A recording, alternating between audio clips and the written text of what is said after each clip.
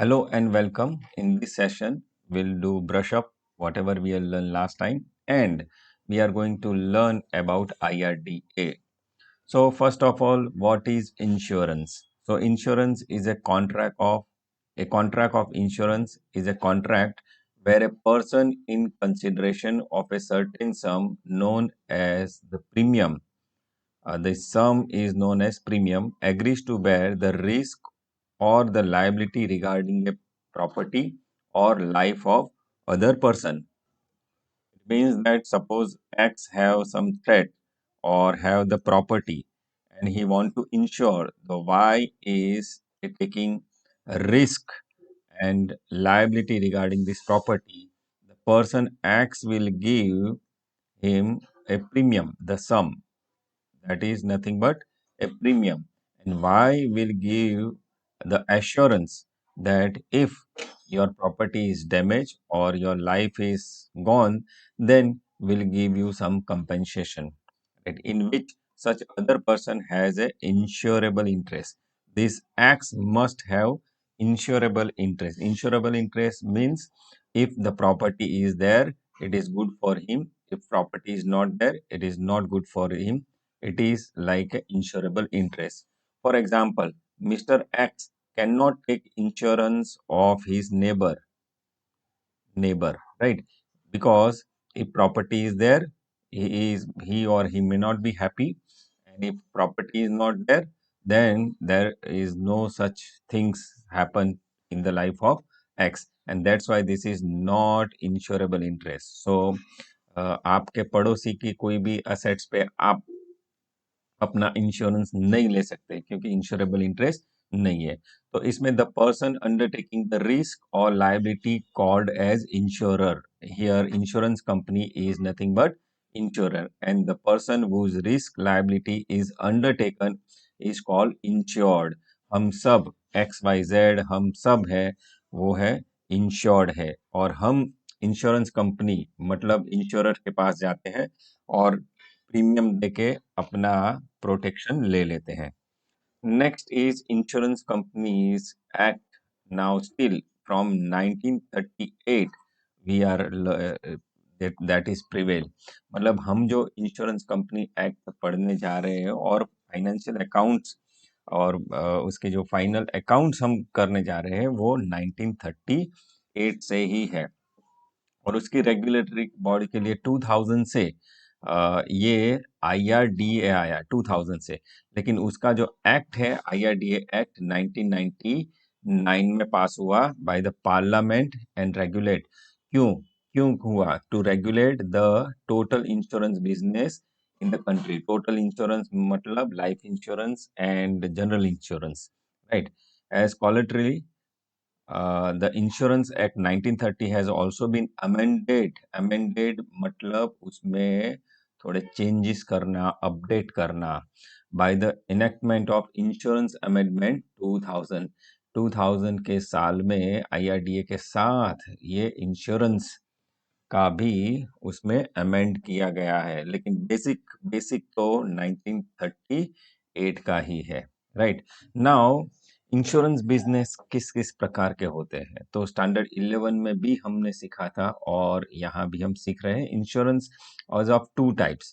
तो first is life insurance कि हमारी जो फैमिली मेंबर है इसमें जो अर्निंग मेंबर है उसकी लाइफ अगर नहीं रहेगी तो डिपेंडेंट हो गए उसका मतलब इनकम का बहुत शॉर्टेज हो जाता है, इसलिए लाइफ इंश्योरेंस करना होता है। तो लाइफ इंश्योरेंस अलग होता है जो life LIC act life insurance corporation act 1956 and इसके इसके साथ चलता है। एंड जो जो LIC हमारी स्थापना हुई तो 1956 एक्ट के मुताबिक हुई, क्योंकि पहले बहुत सारी कंपनी नहीं थी, एक LIC एंड GIC ही थी।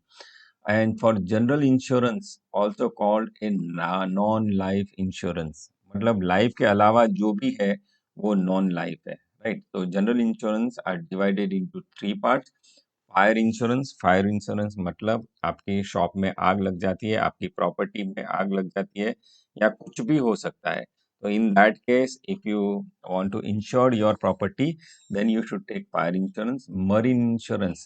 हमारे बहुत सारे इंटरनेशनल ट्रेड होते हैं, तो पानी से जहाज से ही ये जाते हैं, तो ये डिफिकल्ट होता है क्योंकि कभी भी सुनामी और ऐसे डिजास्टर्स आ सकते हैं, तो उसको उसके सामने प्रोटेक्ट करने के लिए मरीन इंश्योरेंस होता है। और फायर और मरीन के अलावा जो भी इंश्योरेंस होते हैं वो मिसलेनियस इंश्योरेंस होते हैं। फॉर एग्जांपल मेडिक्लेम है, फॉर एग्जांपल कोई प्रॉपर्टी का इंश्योरेंस है और व्हीकल इंश्योरेंस है, जो भी है वो मिसलेनियस में आते हैं।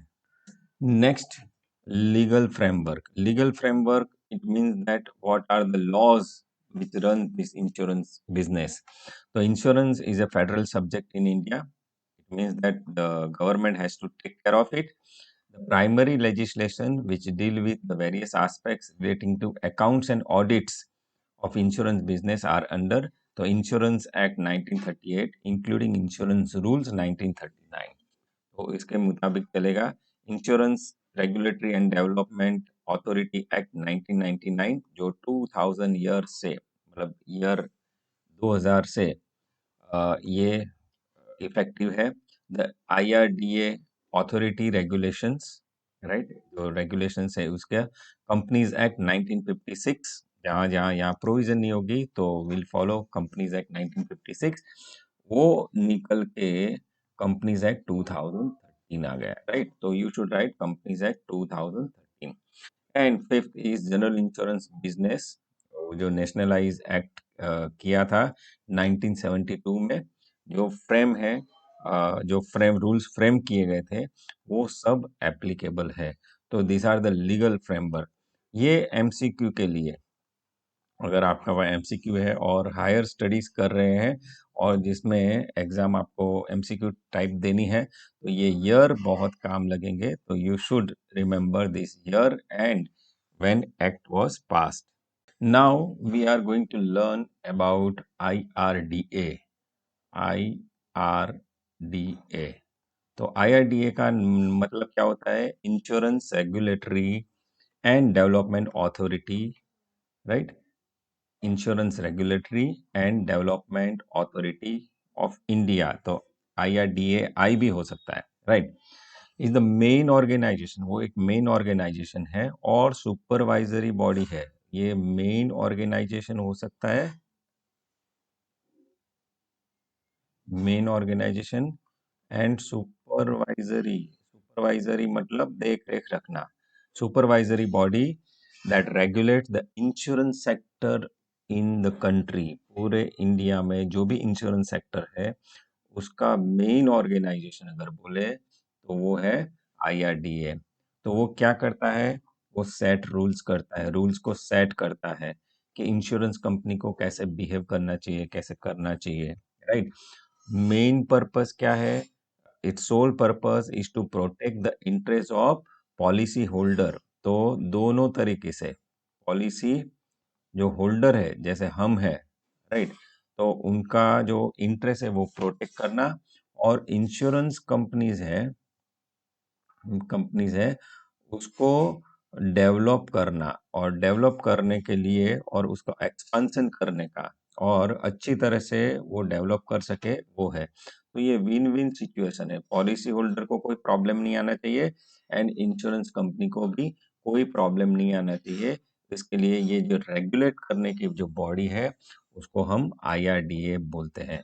और आईआरडीए जो मल्होत्रा कमिटी रिपोर्ट है, मल्होत्रा कमिटी रिपोर्ट इन 1999 में कमिटी ने दिया था, उस पे आईआरडीए बना था। और आईआरडीए होने के बाद ही बोला गया कि अप टू 26% जो फॉरेन है वो इन्वेस्टमेंट्स हो सकता है कहाँ? इंश्योरेंस में। 2000 के बाद सब ये आ गया, राइट। तो इंश्योरेंस एक्ट 1938 में ही ये आगे आ गया है। अभी की सिचुएशन की अगर बात करें तो 31 जनरल इंश्योरेंस कंपनीज है, मतलब जो हमारा असेट्स की इंश्योरेंस लेते हैं वैसे 31 जनरल इंश्योरेंस कंपनी है and 24 life insurance companies India में मौजूद है। अभी बात करते हैं ऑब्जेक्टिव्स की। तो ऑब्जेक्टिव्स तो एकदम वेरी क्लियर है कि क्या क्या ऑब्जेक्टिव्स है, राइट। तो ये ऑब्जेक्टिव, तो पहला ऑब्जेक्टिव क्या है? टू प्रोटेक्ट इंटरेस्ट, किसका interest? Interest and fair treatment fair treatment of walk of whom of policy of the policy holder, जो पॉलिसी होल्डर है उसका इंटरेस्ट प्रोटेक्ट करना। And to regulate insurance insurance industries, right, insurance industries. एंड उसका जो financial जो financial soundness होना चाहिए, राइट। मतलब उसका भी प्रगति होना चाहिए फाइनेंशियली। एंड थर्ड है regularly frame to regularly frame, क्या करना है? लॉज बनाना है या अमेंडमेंट करना है। टू इंश्योर करना है, क्या करना है? कि जो इंश्योरेंस कंपनी है इट ऑपरेट्स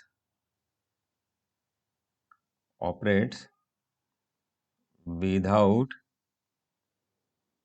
एम्बिग्यूटी, मतलब कोई भी कंफ्यूजन नहीं होना चाहिए, ऐसा जो क्लैरिटी देने का काम है वो आईआरडीए ने दिया है, राइट।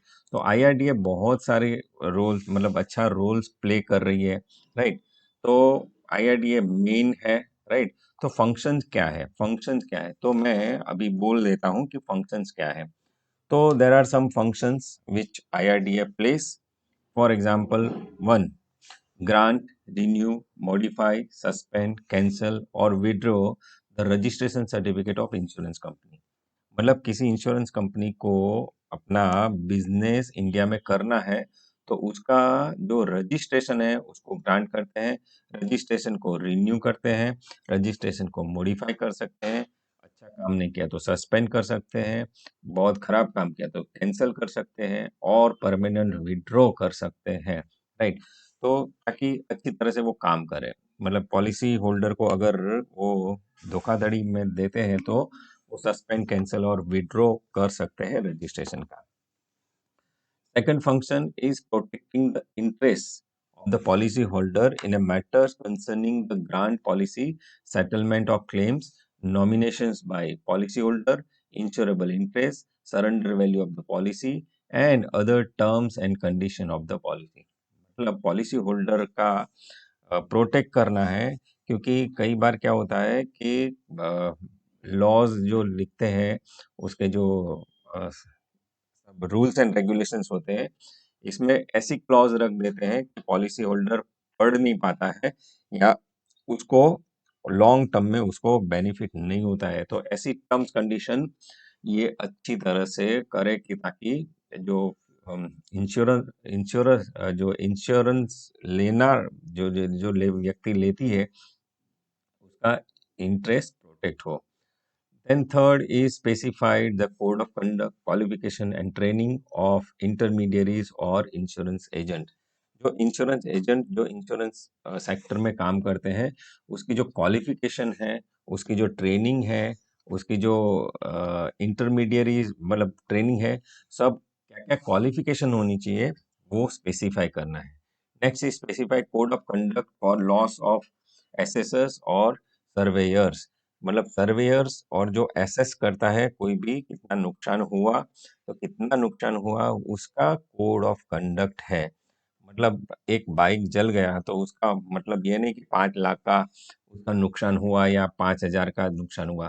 तो 5,000 का हुआ या 10,000 का हुआ वो कैसे करे, तो उसकी जो कंडक्ट है मतलब उसकी जो मेथोडोलॉजी है तो वो मेथोडोलॉजी आईआरडीए ने प्रोवाइड किया है।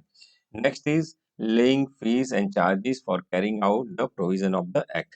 कितनी कितनी फीस होनी चाहिए, कितना कमीशन मैक्सिमम दे सकते हैं और कितना कमीशन चार्ज कर सकते हैं उसका स्पेसिफिकेशन भी दिया है। Then undertaking inspections calling for informations, investigations, including an audit of insurance companies, intermediaries, and other organizations associated with the insurance business. Insurance business के साथ जुड़े सभी कौन कौन? इंश्योरेंस कंपनीज, इंटरमीडियरीज मतलब ये एजेंट्स होते हैं वो सब, एंड अदर ऑर्गेनाइजेशंस जो फॉर एग्जांपल जो ऑडिटर है या कोई और कंपनीज है जो एसोसिएट है, उसका जो उसको इंस्पेक्शन करना, उसके पास से माहिती मंगवाना, उसका इन्वेस्टिगेशन करना, ऑडिट करना, वो सब जो जिम्मेदारी है, वो जो सब काम है, वो आईआरडीए करता है. And last one is the regulate and control the insurance rates, terms and conditions, advantage that may be offered by the insurance provider. मतलब जो इंश्योरेंस प्रोवाइड करता है, मतलब कि इंश्योरेंस कंपनी उसको जो इंश्योरेंस का रेट है, उसकी टर्म्स है, उसकी कंडीशन है, राइट, वो अच्छी तरह से रहे, दोनों को नुकसान न हो ऐसा रहे, ऐसा करने के लिए आईआरडीए काम करता है. ये जो बोला है उसके अलावा there are several functions that regulator मतलब IRDA performs keeping the policy holders interest is a priority, right. तो जो पॉलिसी होल्डर है उसका जो इंटरेस्ट है वो काम कर सकता है. तो आईआरडीए का हाउ डज आईआरडीए वर्क्स? तो इश्यू सर्टिफिकेट करते हैं, रजिस्ट्रेशन के सेट रूल्स एंड रेगुलेशंस का सेटअप करते हैं, monitor all claims are settled in all fairness, that no insurers will deny any claim or their own free will. मतलब जो भी नुकसान हुआ है वो अच्छी तरह से उसको जो इंश्योरेंस जो जिसने लिया है उसको मिल जाए. Then regulate the code of conduct of the insurance companies, intermediaries and other associated code of conduct का पालन करें, वो देखना है. Provide solution in case of dispute through IRDA ombudsman. Ombudsman क्या है हम देखेंगे आगे. तो provide solution in case of dispute, मतलब कुछ डिस्प्यूट हुआ आईआरडीए, तो आईआरडीए आ जाएगा बीच में, मतलब इंश्योरेंस कंपनी और जो इंश्योरर है, राइट, के बीच में कोई भी कंफ्यूजन होता है, कोई भी डिस्प्यूट होता है, कोई भी झगड़ा होता है, तो IRDA plays very important role. Then controls and regulate the rate of insurance to prevent unwanted price hike in the insurance premium. मतलब प्रीमियम बहुत बढ़ ना जाए, इतना जो रेट है वो इंश्योरेंस कंपनी को फिक्स करना पड़ता है, और आईआरडीए हेल्प्स.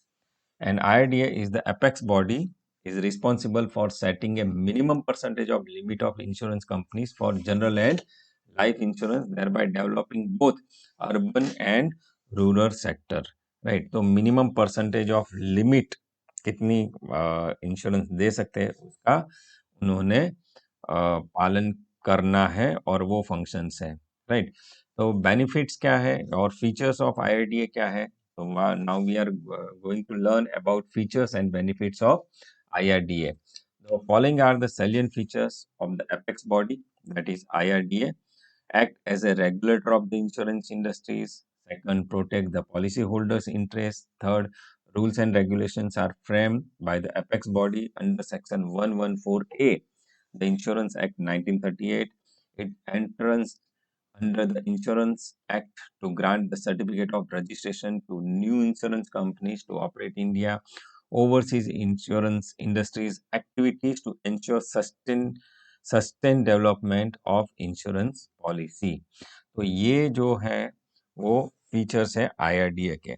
अगर आपको एग्जाम में आईआरडीए का कुछ भी पूछते हैं तो आप उसको लिख लेना होता है, और उसका जो डिटेल है वो डिस्क्रिप्शन बॉक्स में मैंने दे दिया है. तो आप क्या करना, तो तीनों डॉक्यूमेंट्स जो डिस्क्रिप्शन बॉक्स में है तो उसका आप डाउनलोड करके रख देना और उसको पढ़ना. तो दो जो यहाँ क्वेश्चन आ सकता है तो वो है short note on IRDA, and next is insurance ombudsman, insurance ombudsman, वो ऑम्बुजमेंट ऑम्बुजमेंट तो वो क्या है वो देखेंगे। ये दोनों मैंने आपके डिस्क्रिप्शन बॉक्स में लिख दे, you can download it, download करके अपने पास रखो।